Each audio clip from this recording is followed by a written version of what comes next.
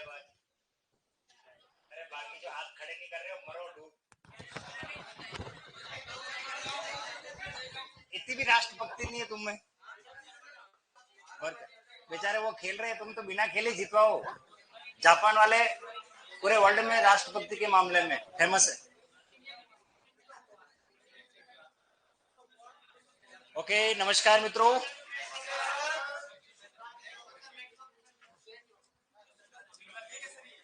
हाँ गलत है ना, ये तो उन्नत, ये क्या है।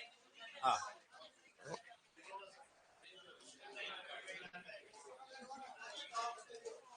उन्नत। चलिए पहले आंसर बता दो। एक पहले लिख ही लेते हैं। हाँ नहीं नहीं, कुछ बाकी रह गया हो तो। एक मिनट। हाँ ये लिख लिया सभी ने। इससे आगे देख लेता हूँ। ये तो हो गया ना। आज विलोम शब्द अपन खत्म करेंगे, इसलिए फटाफट पहले लिखने का काम कंप्लीट कर लो। दो चार और है। ये सभी ने लिख लिया। हाँ लिख लिया। चलो नहीं लिखा फिर मैं पढ़ा दूंगा। ये भी लिख लिया। चलो नेक्स्ट। दुस। हाँ अरे वापस आ जाऊंगा उस समय लिख लेना। हाँ दुस उपसर्ग से या निस से, दोनों से बनाएंगे हम। देखो यहाँ दुस उपसर्ग एवं निस दोनों का प्रयोग करेंगे हम। दुस और निस से उदाहरण। ठीक है। सुकर, सुकर्म, सुप्राप्य, साहस, सहनीय, सुपाच्य, तेजस्वी, कलुषित, स्वार्थी।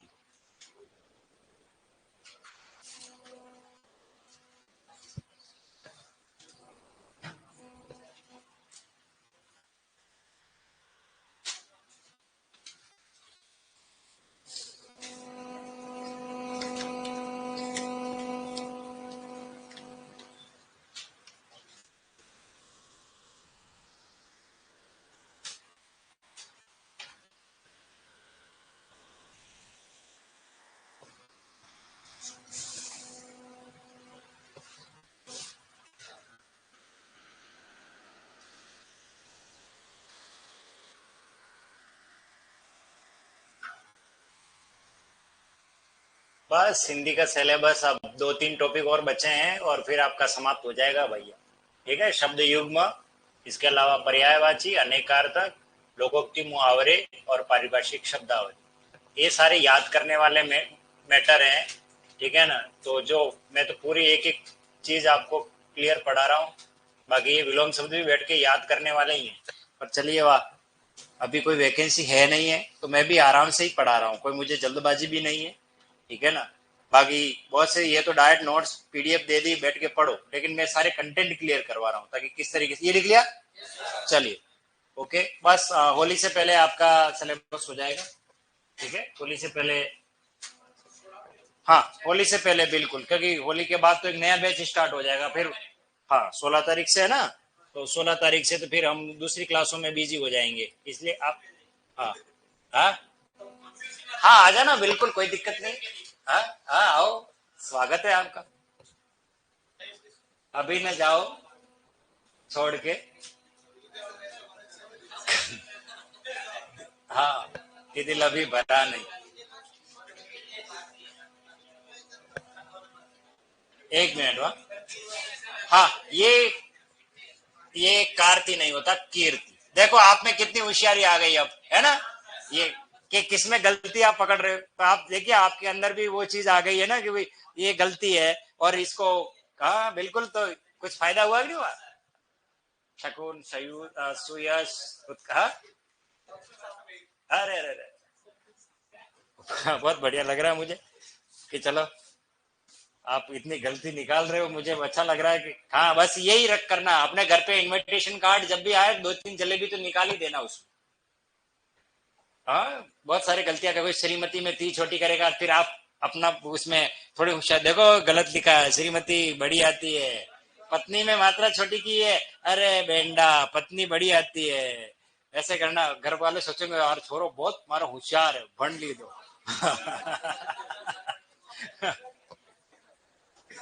लिख लिया। हो गया। हाँ हाँ चलिए मैं पढ़ लेता हूँ जरी। संपन्न, आकीर्ण, आसक्त, तृष्णा, सफल, योग, संयुक्त।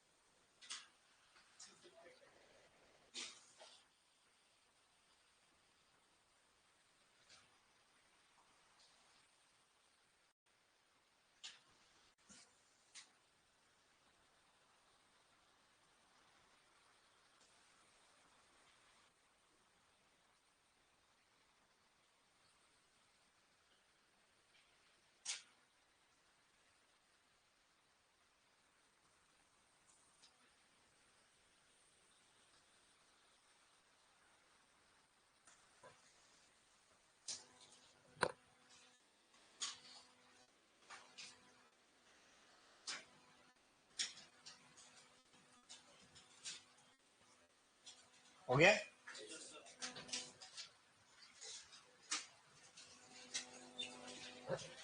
अनुक्रिया, अनुरूप, अनुकूल, अनुलोम, घात, अनुराग, वादी, संग्रह, संगठन, संश्लिष्ट, संपदा, साधर्म्य, रथ।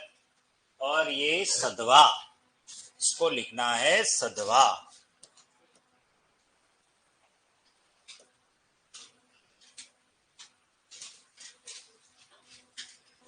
सधवा।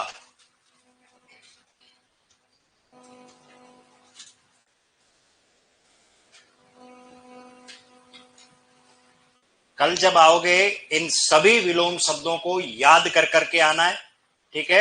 और पूछूंगा मैं आपसे, जैसे हमारे विद्यालय में मौखिक परीक्षा नहीं होती थी, वैसे वो दिन याद आएंगे आपको। हम बचपन में कैसे हमारे ओरल एग्जाम हुआ करते थे, हाफ ईयरली वार्षिक परीक्षाएं होती थी, गुरुजी हमें 2-3 बच्चों के समूह में बुलाते और फिर हमसे प्रश्न पर पूछते और फिर हम उसका उत्तर नहीं दे पाते, पास वाला देता था, टेंशन हो जाती है यार इसके नंबर ज्यादा आएंगे मेरे कम। और फिर कई बार क्या है, बाहर खड़े रह के पूछते हैं क्या क्या आप सर प्रश्न पूछ रहे हैं, प्रश्न तो बताओ। ऐसा भी होता है।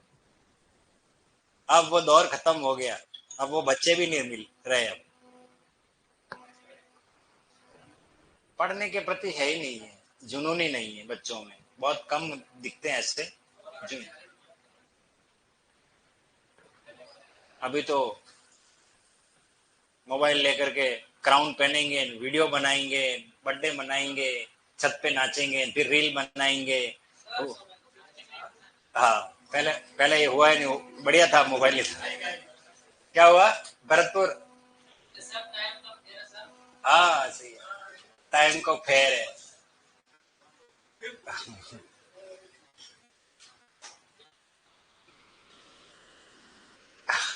इनको भी कभी कोई कहेगा सब टाइम को फेर है। हो गया कंप्लीट? लिख लो।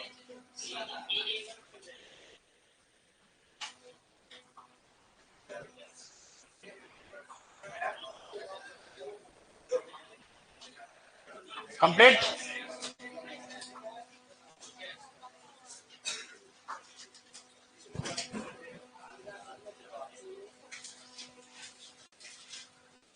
अब अगर समय शेष रहता है तो इसके आगे हम अन्य महत्वपूर्ण विलोम शब्द पढ़ेंगे जो आपके यहाँ नहीं है, लेकिन आपके नोट्स में तो है, बुक में मैंने दे रखी, ठीक है।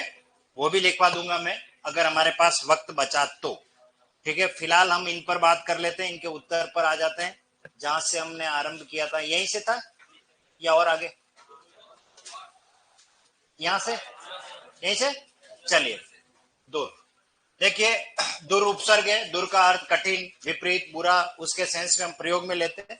सुलभ, देखो दो शब्द है, लब यानी होता है प्राप्त करना, सु यानी अच्छा, जो आसानी से हमें प्राप्त हो जाए, बहुत आसानी से प्राप्त होता है उसको सुलभ कहते हैं। रेलवे स्टेशन से बाहर जैसे बाहर निकलते हैं और सुलभ शौचालय, कितनी इजीली हम उसके वहां पहुंच जाते हैं, बाकी डब्बा लेके घूमते रहो। तो इसलिए नाम पड़ा है सुलभ शौचालय। किसका दिमाग होगा, क्या नाम दिया सुलभ शौचालय। लोग कभी ये समझे नहीं सुलभ शौचालय क्यों कहते। लेकिन मैं बता रहा हूं सुलभ का मतलब है जो आसानी से प्राप्त हो जाए, कहीं लेंस लेके ढूंढने की आवश्यकता नहीं है, आप देखना कहीं भी रोडवेज बस स्टॉप के बाहर या रेलवे स्टॉप के बाहर, जो भी वहां की नगर निगम नगर पालिका वो सुलभ शौचालय की व्यवस्था करती है, क्योंकि बाहर से राहगीर आता है तो कितने समय वो सफर करके आता है, बैठा रहता है, पूरे शरीर बदन में उसके आग लग रही होती है। तुरंत जाओ बाथरूम में, कहाँ ढूंढू मैं, किसी के घर जाकर के डोरबेल थोड़ी बजानी है। सरकार ने कहा नहीं, ये है सुलभ, आसानी से प्राप्त हो जाएगा, यहाँ निवृत्त हो जाओ। तो सुलभ जो बड़ी मुश्किल से प्राप्त होता है, कठिनाई से, वो है दुर्लभ। उसे क्या कहते हैं? दुर्लभ। और ध्यान रखना, दुर्लभ का एक और अर्थ है संस्कृत में, दुल्हा। दुल्हा होता है ना, दुल्हा, वो हिंदी का शब्द है और इसका तत्सम होता है दुर्लभ। दुर्लभ यानी दूल्हा। ये ध्यान रखना, बड़ी मुश्किल से मिलता है दूल्हा भी। सुयोग, अरे खूब है यहाँ तो देखो, अरे हम तो तैयार है। अरे वाह, आप इस चीज को समझे नहीं। दुल्हे जब स्वयंवर होता है ना, स्वयंवर, कितने ही राजा महाराजा नतमस्तक हो जाते थे पर वो स्वयंवर जीत नहीं पाते थे। रावण जैसा जो था वो धनुष भंग नहीं कर सका। तब फिर जनक सभा में जनक को कहना पड़ा, क्या मेरी सीता कुंवारी रह जाएगी?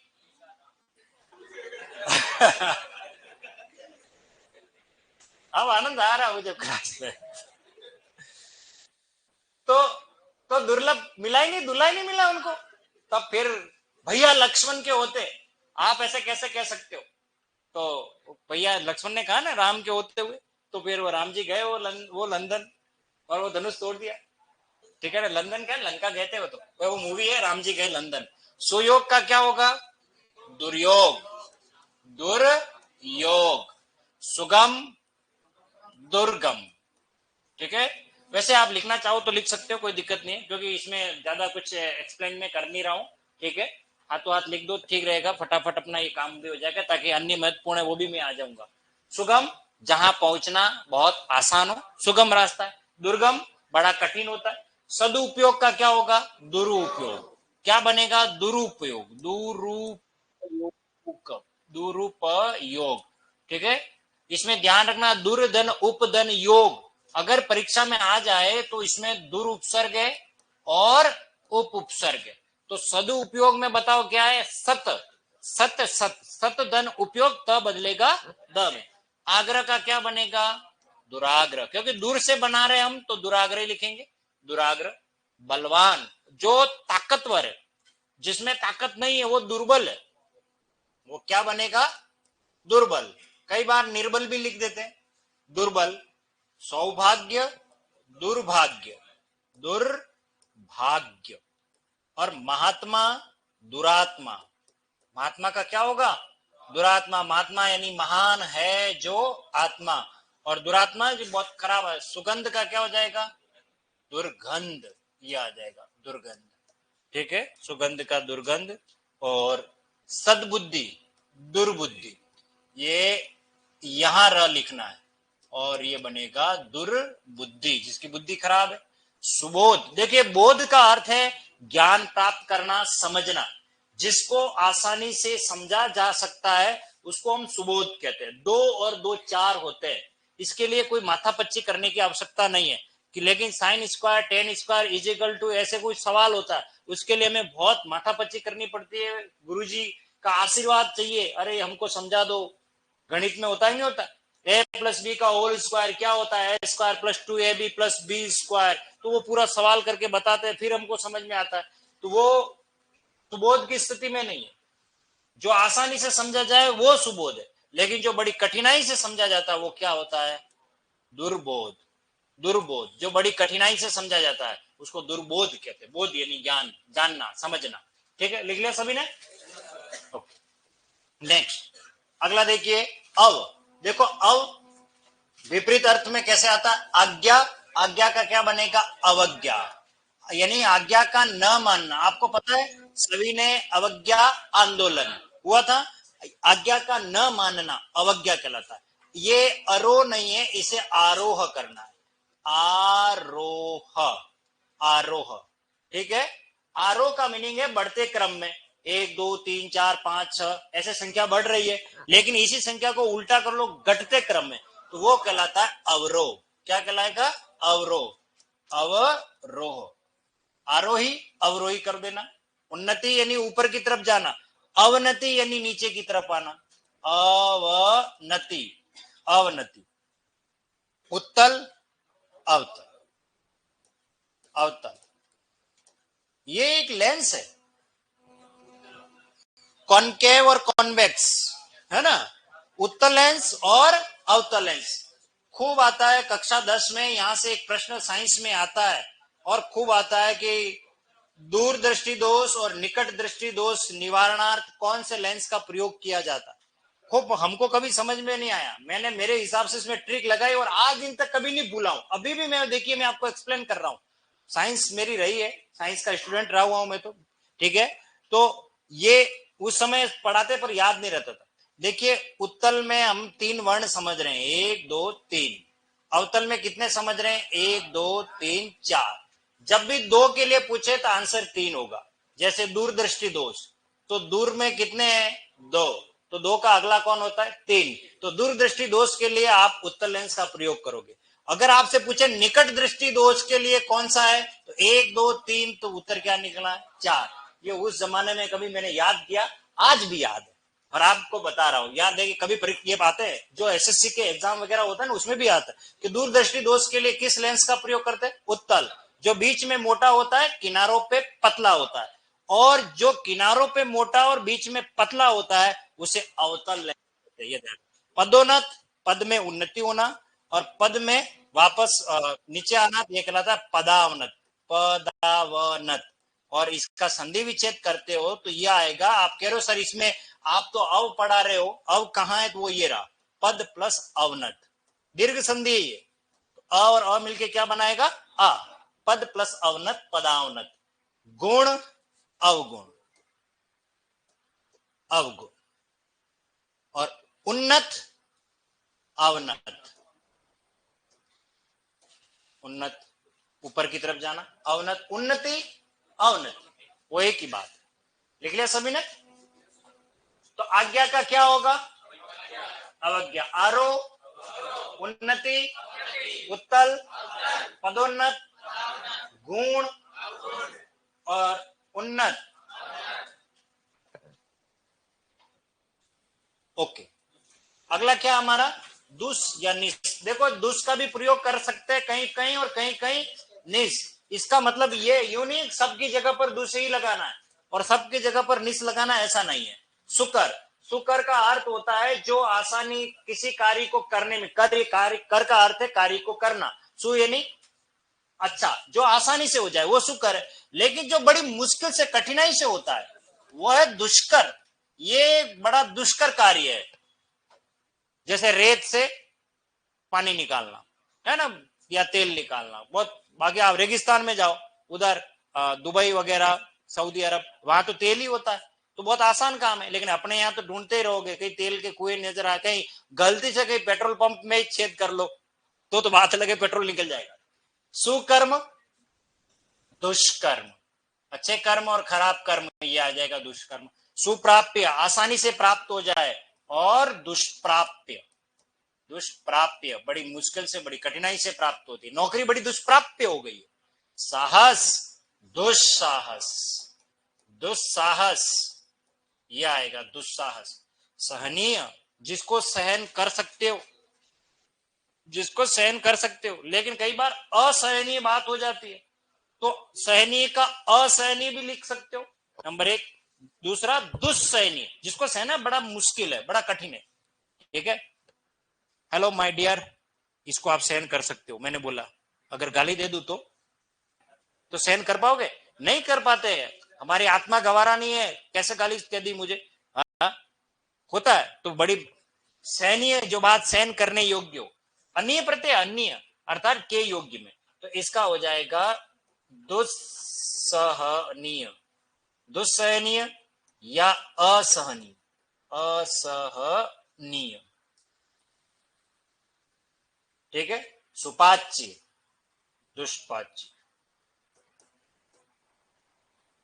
बड़ी कठिनाई से पछता।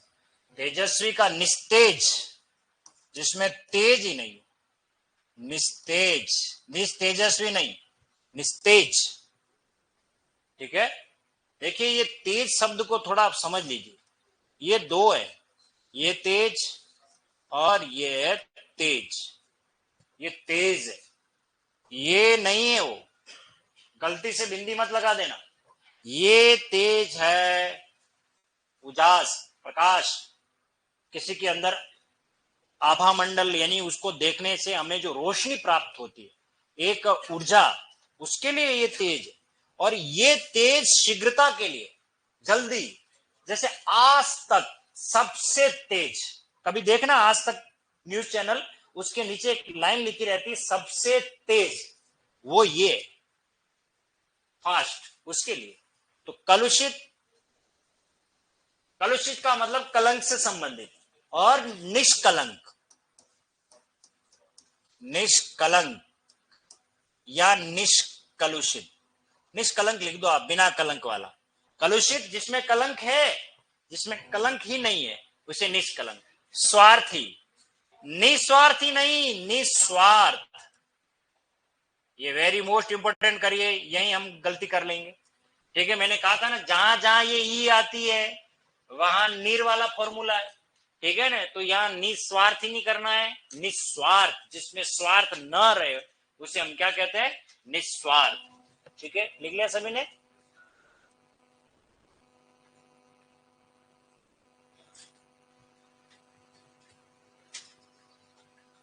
अरे राधे श्याम जी, ये तेजस्वी में दुष्ट, अरे हाँ ये लिखा है ना, भले मानुष हम दुष्ट और निस दोनों का प्रयोग करके विलोम बनाएंगे, ये टाइटल है, इसको देखें आप। तेजस्वी में दुष्पर कहां से है, कहां से नहीं, ये निस्तेज है, बिना तेज का। ठीक है, बाकी ठीक है, चलिए तो बताइए फटाफट, शुक्र का क्या होगा, दुष्कर, शुक्र का क्या होगा, दुष्कर। सुप्राप्य, दुष्प्राप्य। सहनीय, असहनीय या दुस्सहनीय।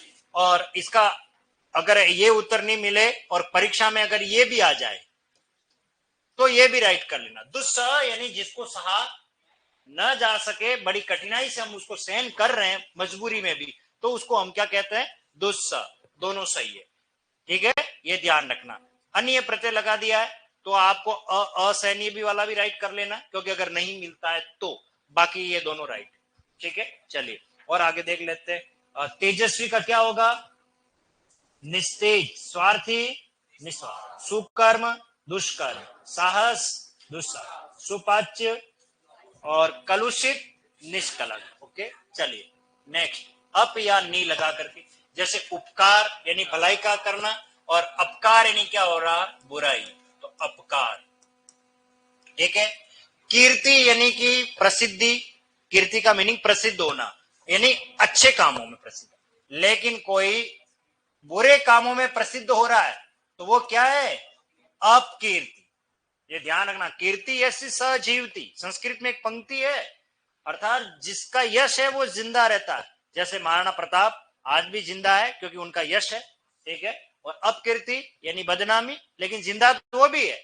जैसे वीरप्पन, चंदन तस्कर, वो बुरे कामों में बुरा काम करता था, वो चंदन की तस्करी करता था, तो वो अपकीर्ति है उसकी। कोई अच्छा काम करके जीता है, कोई बुरा काम करके, तो वो अलग बात है। सम्मान का क्या बनेगा, अपमान, अपमान। ये तो बहुत कॉमन है, आपको आता ही है। शकुन, अपशकुन, अपशकुन, बिल्ली रास्ता काट दे, मान लीजिए परीक्षा देने जाओ। सुयश, अपयश, वही, ये सेम है, अपकीर्ति और ये दोनों सेम है। अपयश यानी बदनामी। उत्कर्ष यानी ऊपर की तरफ उठना, अपकर्ष यानी नीचे की तरफ आना, अपकर्ष होना, यानी वही पदोन्नति और पदावनति। प्रवृत्ति, अब वो सवाल मत करना राधे श्याम जी कि यहाँ सर आप अप पढ़ाते पढ़ाते नी में कैसे आ गए, मैंने पहले बताया अप और नी दोनों के। प्रवृत्ति का अर्थ है लगा हुआ, प्रवृत्ति का अर्थ है लगा हुआ, और निवृत्ति यानी अलग होना। निवृत्ति का मीनिंग क्या होता है, अलग होना। तो आपको पता होना चाहिए, जब हमारी नौकरी लगती है अंत में हम क्या ले लेते हैं, सेवानिवृत्ति, तो सेवा से अलग हो जाते हैं। और ये अपादान तत्पुरुष है, सेवानिवृत्ति, सेवा से निवृत्ति। उत्कृष्ट बहुत अच्छा, और निकृष्ट बहुत खराब, ये निकृष्ट बालक है। निकृष्ट सबसे खराब, निकृष्ट, उत्कृष्ट, उत्कृष्ट नहीं बहुत अच्छा, निकृष्ट सबसे खराब। चलिए बता लीजिए आंसर। उपकार, कीर्ति, सम्मान, शकुन, सुयश, उत्कर्ष, प्रवृत्ति, उत्कृष्ट। निकृष्ट नहीं, निकृष्ट। अगला है वी उपसर्ग लगा करके। देखो संपन्न का मतलब है जिसमें साधन संपदा युक्त हो, अर्थात धन, वैभव, पैसा सब कुछ हो, लेकिन जिसके पास कुछ भी नहीं हो वो है विपन्न। और ये वेरी मोस्ट इंपॉर्टेंट है, आगे पढ़ाऊंगा, हालांकि आपको एक वाक्यांश में मिलेगा। विपन्न का मतलब है जिसके पास कुछ भी नहीं है, और हिंदी में उसे कहते हैं अकिंचन, अकिंचन या गरीब, यूं कह सकते हो। जिसके पास कुछ भी नहीं हो वो विपन्न है। तो विपन्नावस्था, गरीबी की अवस्था, ठीक है ना। वो जो सुदामा जी भगवान कृष्ण के द्वार पे जाते हैं, वो द्वारपाल रोक देता है, तो वो उनकी स्थिति का वर्णन करते हैं, कौन आया है बाहर, तो कहते हैं शीश पगान जगा तन पे प्रभु, यानी कि कोई, हाँ अरे शाबाश, वेरी गुड, बहुत बढ़िया। तो उनकी स्थिति ऐसी थी कि पांव में चप्पल भी है नहीं है, कपड़े फटे दुपड़े ऐसे हो रहे हैं, पगड़ी तक नहीं है उसके ऊपर पहनने के लिए, और अपना नाम सुदामा बता रहा है अपनी वसुधा को देखकर। किसकी? भगवान कृष्ण की वसुधा, यानी कि वो उनका पूरा पृथ्वीलोक, जो उनका जो नगरी थी द्वारका, जिसको हम द्वारिका भी कहते हैं, ठीक है, वो द्वारका के अधीश थे।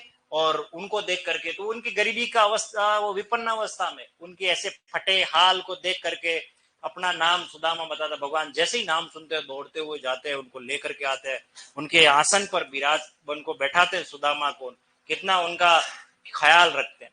तब फिर वो पंक्ति उनको नरोत्तम दास स्वामी को सुदामा चरित में लिखनी पड़ती है कि देखी सुदामा की दीन दशा, करुणा निधि करुणा करके रोए, पानी परात को हाथ छुयो नहीं, नैनन के जलसो पग धोए। क्या विरह व्यवस्था होगी, वो भी भगवान कृष्ण रो रहे। जिंदगी में कभी भगवान कृष्ण का ऐसा रूप नहीं देखा जो सुदामा के सामने देखने मिला। मित्रता कैसी होती, और वो ये क्यों हुआ, जब वो किसी आश्रम में वो चने वने खा लेते हैं, वो पूरी कहानी आपने पढ़ी होगी, सुनी होगी। आकीर्ण का क्या होगा? विकीर्ण। आकीर्ण का क्या होगा? विकीर्ण। इस तरीके से। अगला देखो आसक्त। देखो यहाँ दो शब्द है, इसमें थोड़ा समझना। आसक्त है तो मैंने आपको पढ़ाया था अन लगा करके बनाते हैं तो अनासक्त, इसमें अन लगाओगे तो क्या बनेगा? अनासक्त। आसक्त का मतलब जिसमें लगाव हो, अनासक्त जिसमें कोई लगाव ही नहीं है। अनुरक्त का क्या होगा? विरक्त। क्या हो जाएगा? विरक्त। अनुरक्त है यानी लगा हुआ है, अनुरक्त है, और विरक्त है यानी अलग हो गया। तृष्णा का मीनिंग होता है प्यास, और जिसमें प्यास ही नहीं हो, वितृष्णा, उसे क्या कहते हैं? वितृष्णा। इंपॉर्टेंट लगा देना, तृष्णा का अपोजिट वितृष्णा होता है।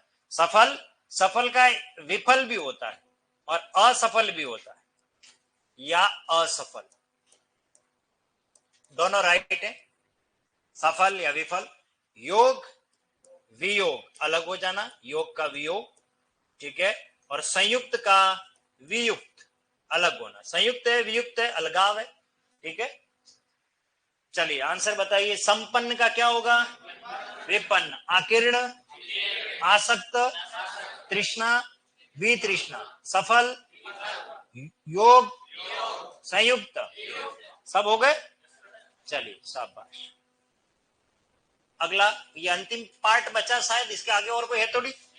ओके चलिए देखो, इसमें अनु जिसमें लगा रहता है उसमें कई बार हम प्रति लगा करके भी विलोम बना सकते हैं, या फिर कई बार हम वी लगा करके। अनुक्रिया का क्या बनेगा? प्रतिक्रिया। क्या बनेगा? प्रतिक्रिया। अनुक्रिया, प्रतिक्रिया, ठीक है। अनुरूप, प्रतिरूप।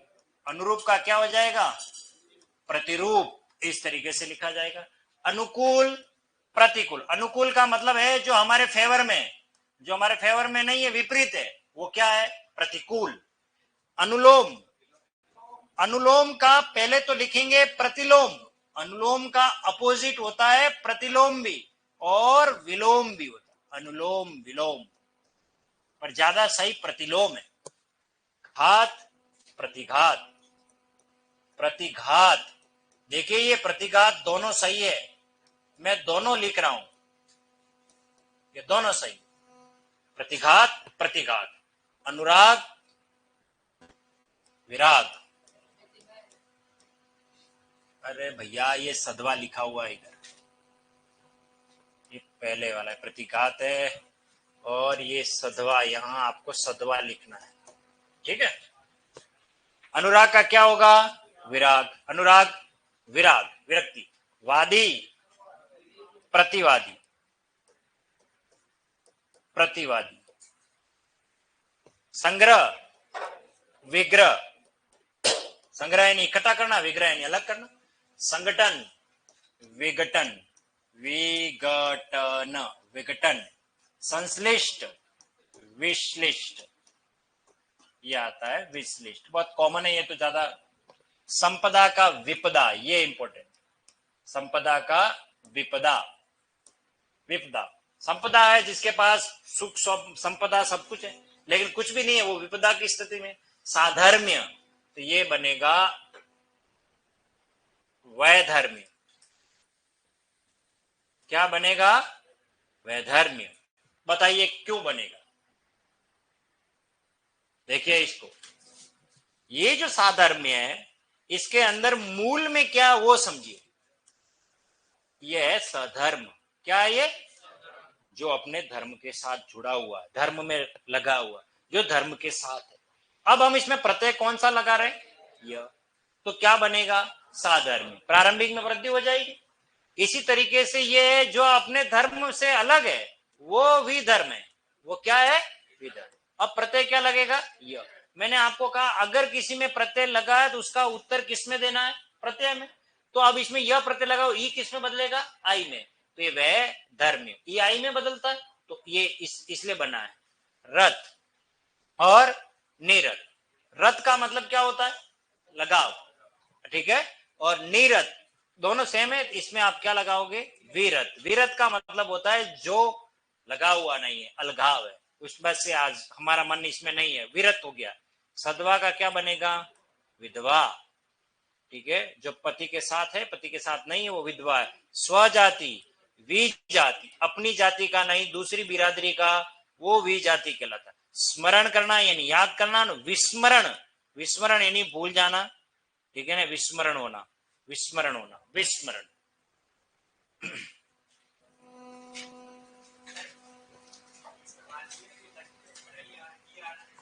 किसमें? नहीं वो तो अरे वो आने दो, वो खाली नीर और निस के लिए। वो जो बात बताई ना मैंने, वो नीर और निस के लिए, सबके लिए नहीं। नीर और निस जब भी लगेंगे उसमें ई को हमको खत्म करना, ये ध्यान रखना। जैसे निरोगी, तो निरोग, हाँ, तो निरोगी शब्द नहीं होगा क्योंकि नीर लग रहा है, ठीक है ना। निस्वार्थी नहीं होगा, निस्वार्थ होगा क्योंकि निस लग रहा है। क्लियर हो गया? चलिए आंसर बता लो फटाफट। अनुक्रिया, अनुरूप, अनुकूल, अनुलोम, घात, अनुराग, वादी, संग्रह, संगठन, संश्लिष्ट, संपदा, रत, सदवा, स्वजाति और स्मरण। अब हेडिंग डाल दीजिए अन्य महत्वपूर्ण प्रत्यय, सॉरी विलोम। अन्य महत्वपूर्ण विलोम, ये कई परीक्षाओं में आए हुए हैं, तो मैंने इनका एक सार गर्भित नोट्स भी तैयार किया है। मैं मुझे बहुत अच्छा लगा कि ये भी मैं आपको कंटेंट लिखवा दूं क्योंकि ये परीक्षाओं में खूब आए हुए हैं, ठीक है। अन्य महत्वपूर्ण, क्योंकि हमारे पास स्लाइड इसकी है नहीं, तो अब मैं डायरेक्ट वो लिख लेता हूं, आंसर हम बाद में लिख देंगे, ठीक है। अन्य महत्वपूर्ण में आप लिख दीजिए, पहले शब्द लिख दीजिए, मैं बोल भी रहा हूं, डायरेक्ट लिख दीजिए। अथ, उत्थान, उद्दंड, कंजूस, कनिष्ठ,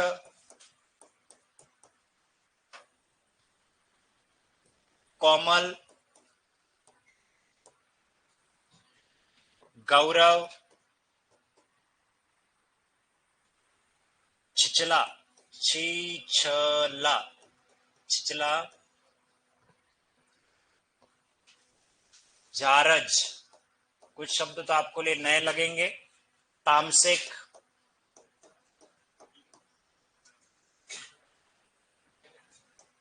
मुझे पता आपके दिमाग में क्या चल रहा है अभी, तुच्छ, क्योंकि ये तामसिक समझ आते ही समझ में आपका दूसरा दिमाग चल रहा है। नीर, हाँ शैतान तो क्या है, बच्चे हो तुम तो। नीरस, परकिया, परोक्ष, सृष्टि, सृष्टि, भूत, मनुज, लघु,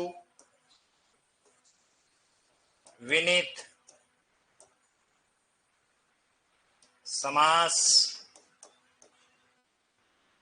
स्तुत्य, स्तुत्य, गरिमा, गरिमा। पहले इनको लिख लीजिए फिर आगे चलते हैं। कल इन सभी को जब आओ तब सबको याद करके आना। इन जितने भी मैंने ये शब्द लिखा है विगत सभी परीक्षाओं का निचोड़ है ये, ठीक है। अभी हाल फिलहाल जो हुई है उनकी बात नहीं कर रहा हूं, क्योंकि वो अब कंपाइल करेंगे उनको देख करके।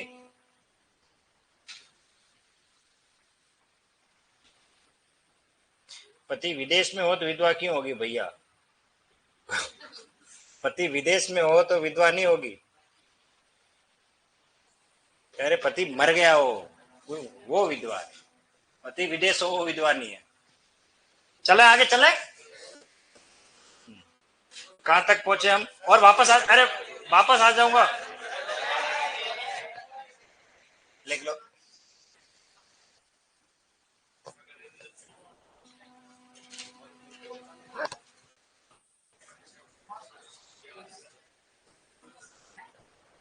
नेक्स्ट ले लूं? ओके, अगला लिखिए इहलोक, इहलोक, उत्तरायण, उत्तरायण, अदित्य का, अदित्य का, कटु, कृतज्ञ, कृतज्ञ, गृहस्थ, गृहस्थ, ग्रहण, ग्रहण, जंगम, सिंगम नहीं है ये, मुझे पता है दिमाग में सिंगम आ रहा होगा। तरुण, तिक्त, ध्वंस, नैसर्गिक, कोई नहीं अभी 2 मिनट हट रहा हूं मैं। नैसर्गिक, पदस्थ, परुष, पुरुष नहीं लिखना है, परुष लिखना है। गलती से ये मत समझना कि मात्रा भूल गए। प्रतिम, बर्बर, इन्हें हुमायूं लिख दो इसका, हाँ बाबर नहीं बर्बर है। भौतिक, मुख, वक्र, अभी आ जाएगा नजर, व्यष्टि, संधि, स्थूल और हर्ष, और हंसी खुशी विलोम को यही खत्म करेंगे हम। हर्ष,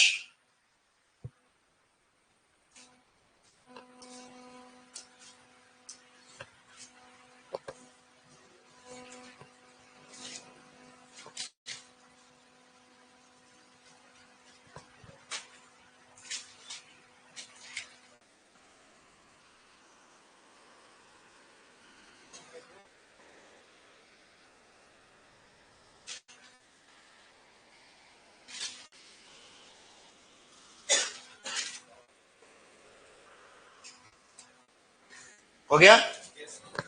बे कहाँ है?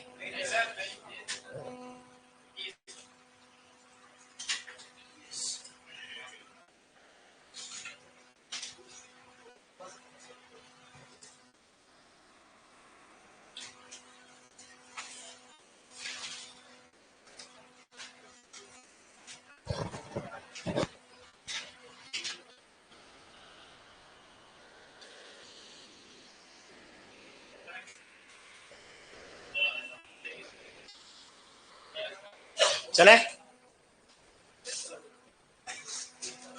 ओके, चलिए देखिए, अथ अथ का प्रयोग किया जाता है प्रारंभ के अर्थ में। आपने महाभारत कभी देखी हो तो उसमें एक, जब महाभारत स्टार्ट होती है तब एक पंक्ति आती है, अथ श्री महाभारत कथा। कथा है पुरुषार्थ की, कथा है परमार्थ की। अथ का मतलब होता है प्रारंभ, और जब समाप्त होता है तो उसके लिए हम प्रयोग में लाते हैं इति। क्या काम में लेते हैं? इति। इति श्रीमद् भगवत पुराणे प्रथम अध्याय संपन्न। आज हम विलोम शब्द की इति करेंगे। इति का अर्थ होता है समाप्त, लेकिन इसका एक और इति है, जानने के लिए देखें अगला एपिसोड। ये इति क्या है, ये हम पढ़ाएंगे शब्द युग्म में। इति और इति में क्या अंतर है अभी नहीं बताऊंगा, सस्पेंस है। देवी प्रकोप लिख लो, चलो यार कंटिन्यू। देवी है तुम, चलो देवी प्रकोप अपने नोट्स में है, टेंशन मत लो। यहाँ है शब्द युग्म में है, अभी बता देते ना। हाथ कंगन को आरसी ज्ञान, पढ़े लिखे को फारसी ज्ञान। हमें पता है किस जगह पर कौन सा शब्द दिया है।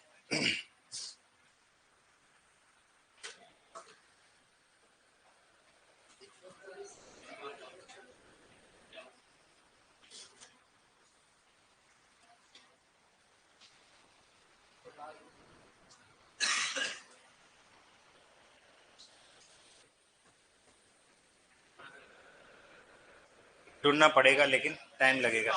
चलो उत्थान पतन। उत्थान का क्या होगा? पतन।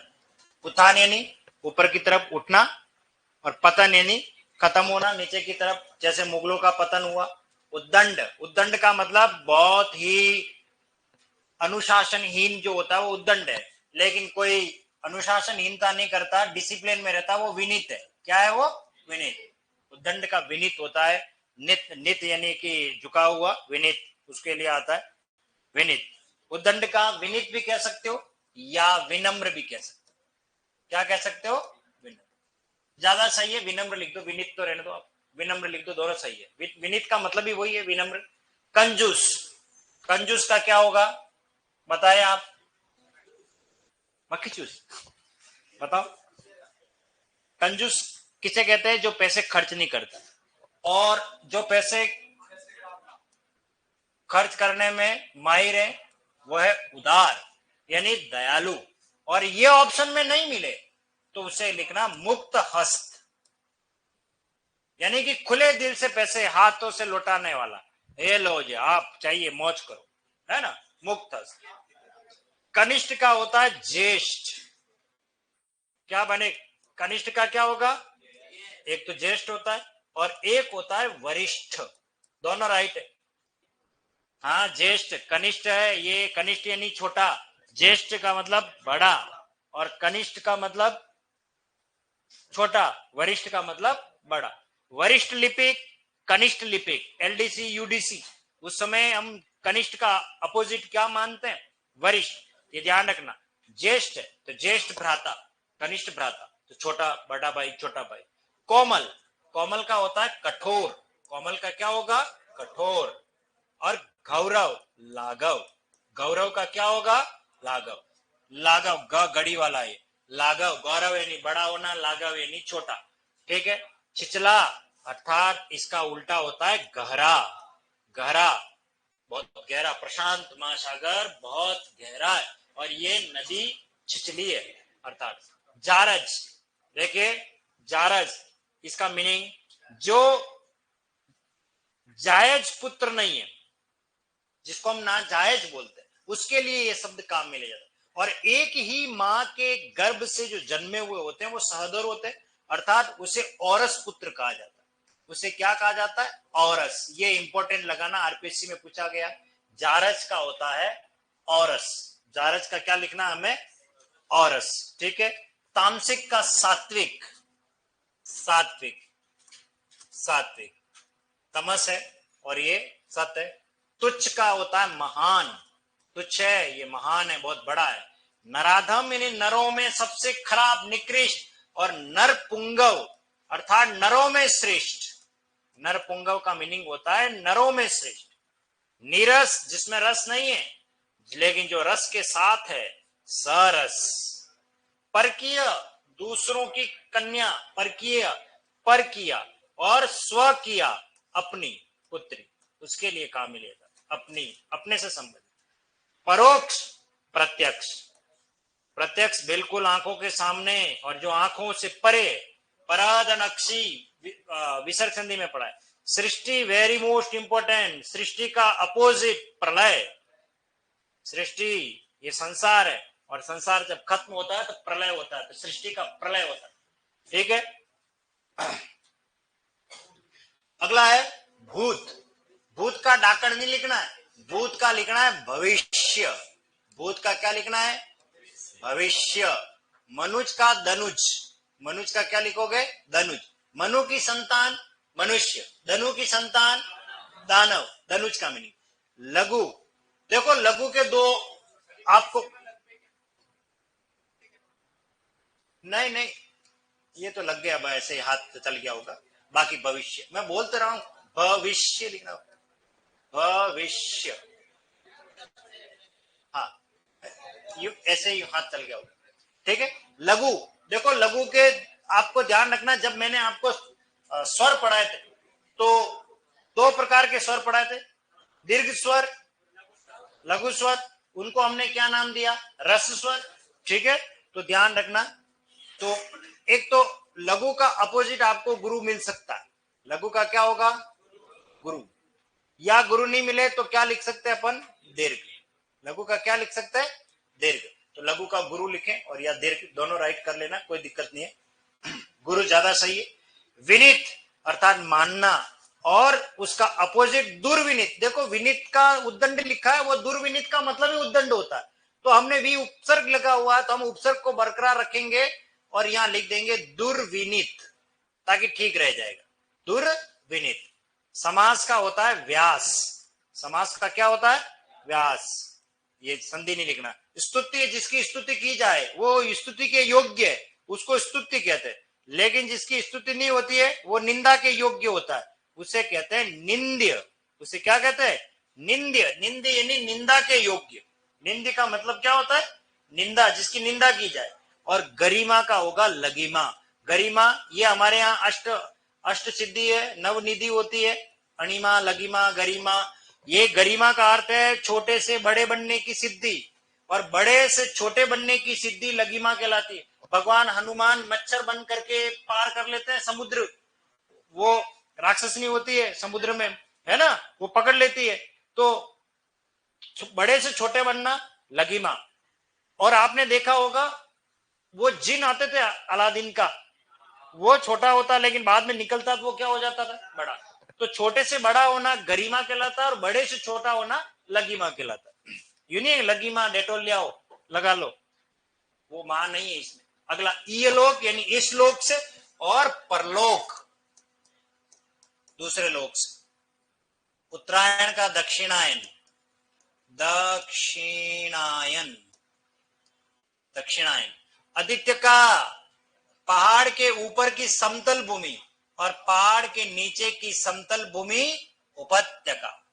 कटु, कटु का क्या होगा? ये दो तीन है इसमें। एक तो मृदु होता है, मृदु यानी मीठा, या प्रिय, कटु का प्रिय भी लिख सकते हो या मधु भी लिख सकते हो, दोनों राइट, तीनों राइट है, लेकिन ज्यादा पहले वाला सही है, ठीक है। कृतज्ञ ये भी इंपॉर्टेंट है, उपकार को मानने वाला, और किए हुए उपकार को न मानने वाला कृतज्ञ, क्या कहलाता है वो? कृतज्ञ। गृहस्थ घर गृहस्थी वाला, और इसका होता है सन्यासी। जो घर गृहस्थी नहीं है, दुनिया छोड़ दिया है, ठीक है ना, बस हम तो सन्यास ले लिया है, सन्यासी, उसको सन्यासी कहते हैं। तो गृहस्थ का क्या होगा? सन्यासी। अगला कौन है हमारा? ग्रहण। ग्रहण का हो जाएगा त्याग करना।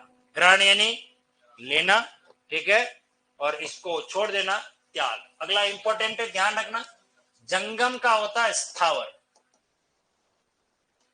अब इसका मतलब जानना जरूरी है। स्थावर का मतलब होता है जो एक जगह पर स्थिर रहे, जैसे पेड़ वो अपनी जगह पर स्थिर है, जैसे पर्वत अपनी जगह पर स्थिर है, ये सब स्थावर की श्रेणी में आते हैं। लेकिन गाय, बैल, इंसान ये जंगम है, जो एक स्थान से दूसरे स्थान पर विचरण करते हो, वो जंगम कहलाते हैं, ये ध्यान रखना। तरुण यानी जवान, तरुण का मीनिंग जवान, तो इसका उल्टा होता है वृद्ध। क्या होता है? वृद्ध यानी बूढ़ा, वृद्ध यानी बूढ़ा। तिक्त, तिक्त यानी तीखा, और इसका उल्टा होता है मधुर यानी मीठा, मीठा भी लिख दो, तिक्त। ध्वंस यानी नाश हो जाना, और नाश का होता है निर्माण। क्या होता है? निर्माण। ध्वंस करना यानी नैसर्गिक। नैसर्गिक का अर्थ होता है नेचुरल, प्रकृति से संबंधित, है ना। और जो प्रकृति से संबंधित नहीं है वो मानव निर्मित है, और मानव निर्मित आर्टिफिशियल होता है, और आर्टिफिशियल को कहते हैं अनैसर्गिक। पहली बात तो अनैसर्गिक, और ये ऑप्शन में नहीं मिले तो फिर आ जाएगा कृत्रिम। कृत्रिम, मानव निर्मित, कृत्रिम, दुनिया की सबसे बड़ी झील, ऐसे हम पढ़ते हैं ना, कृत्रिम, मानव निर्मित। पदस्थ, पदस्थ का मतलब पद पर काबिज होना, और पद से हट जाना पदच्युत कहलाता। इस तरीके से लिखते हैं, पदच्युत, च और य करके। परुष यानी कठोर। परुष का क्या अर्थ है? कठोर। इसका उल्टा हो जाएगा कोमल, हमने पहले ही पढ़ लिया है, परुष का कोमल। अपुरुष भी लिख सकते हो। अगला प्रतिम, अप्रतिम, अप्रतिम। बर्बर का सभ्य, बर्बर का मतलब अनुशासनहीन है, बर्बर लोग। और सभ्य का मतलब सभ्यता में बहुत अनुशासित है, ठीक है। अगला क्या है? भौतिक का क्या लिखना था इसमें? आध्यात्मिक। चलिए ये सही, भौतिक, आध्यात्मिक यानी अध्यात्म से संबंधित। आध्यात्मिक, अध्यात्म मूल शब्द है, तो एक प्रत्यय लगाओगे तो आध्यात्मिक हो जाएगा। मुख, मुख का अर्थ होता है गूंगा, बोल नहीं सकता। आपने देखा मुख बधिर, मुख बधिर बच्चे होते हैं, और मुख बधिर की न्यूज भी आती है, और जो बोलता वो कहलाता वाचाल। क्या कहलाता वो? वाचाल।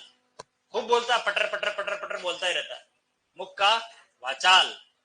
वक्र, वक्र का अर्थ होता है टेढ़ा, और जो टेढ़ा नहीं है एकदम सरल है, सीधा है, उसके लिए आएगा सरल। और ये ऑप्शन में नहीं मिले तो रिजु। ये पहले लिखना आप, प्राथमिकता बता रहा हूं, क्योंकि ये संस्कृत का, ये भी संस्कृत का। ये नहीं मिले तो इसको लिखना। आपको याद हो तो कक्षा 6 में हम पढ़ते थे, मुझे तो याद है, ठीक है। 180 डिग्री के कोण को सरल कोण कहते थे। 180 डिग्री के कोण को क्या कहते थे? सरल कोण। और इसी का ही दूसरा नाम था रिजु कोण। इसी को ही क्या कहते थे? रिजु कोण। रिजु का अर्थ है सीधा, और टेढ़ा मेढ़ा होता है उसको कहते हैं वक्र। व्यष्टि का होता है समष्टि। व्यष्टि का क्या होता है? समष्टि। और संधि का होता है विग्रह। संधि का क्या करना है? विग्रह। और स्थूल का होता है सूक्ष्म, सूक्ष्म। और हर्ष का होता है विषाद। विषाद का मीनिंग होता है दुख। विषाद का मीनिंग क्या होता है? दुख। तो इस तरीके से ये आपके सारे अति महत्वपूर्ण विलोम है, इनको आप पढ़ना है, याद करोगे, ठीक है। बाकी हम अपनी अगली क्लास में आते हैं।